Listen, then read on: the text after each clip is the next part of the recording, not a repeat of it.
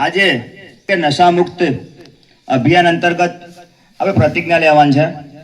આ તો આપણને પ્રતિજ્ઞા લેવડાવે છે, પણ આપણે પણ ઘેર આ રક્ષાબંધન હોય, કોઈ તહેવાર હોય, તમારો જન્મદિવસ આવતો હોય, એ વખતે તમે તમારા પિતાને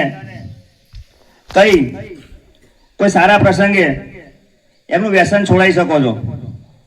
તમે એમ કહી શકો કે અમે તમને વાલા છીએ કે વ્યસન તો આટલું છોડો એમ અમારા માટે, તો એ છોડવા પિતા મજબૂર થઈ જાય અને છોડી દે છે। અને વ્યસનથી જે એના નુકસાનો છે એ જેમને ભોગવ્યા છે, કેન્સરની હોસ્પિટલોમાં 500 દર્દીઓની હોય છે, અને જોઈને એમ થાય કે એથી તમે જોઈ ના શકો એવી સ્થિતિઓ હોય છે એમની। તો આપણે આજે એ કરવા જઈએ છીએ કે આપણે તો પોતે વ્યસન નહીં કરીએ અને બીજાને વ્યસનમાંથી મુક્ત કરાવીશું। એ માટે આપણને અહીંથી મહેશજી પ્રતિજ્ઞા લેવડાવશે। પ્રિય મિત્રો, યુવા એ કોઈ પણ રાષ્ટ્રની ઉર્જા છે અને યુવાનોની શક્તિ સમાજ અને દેશના વિકાસમાં મહત્વપૂર્ણ ભૂમિકા ભજવે છે।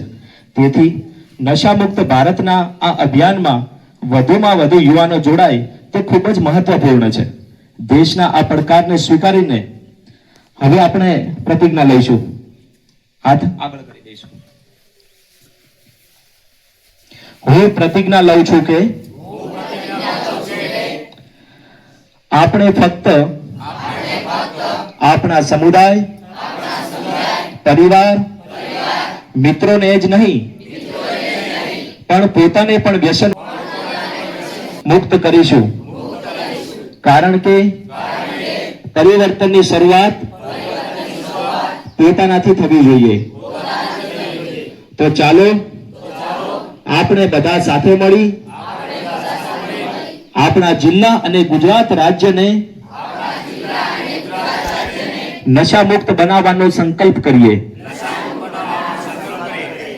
હું મારા દેશને નશા મુક્ત બનાવવા માટે મારી શ્રેષ્ઠ ક્ષમતાથી બધું કરીશ।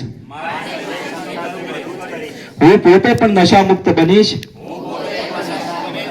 અને અન્યને પણ નશા મુક્ત બનાવવાનો પ્રયત્ન કરીશ। જય હિન્દ।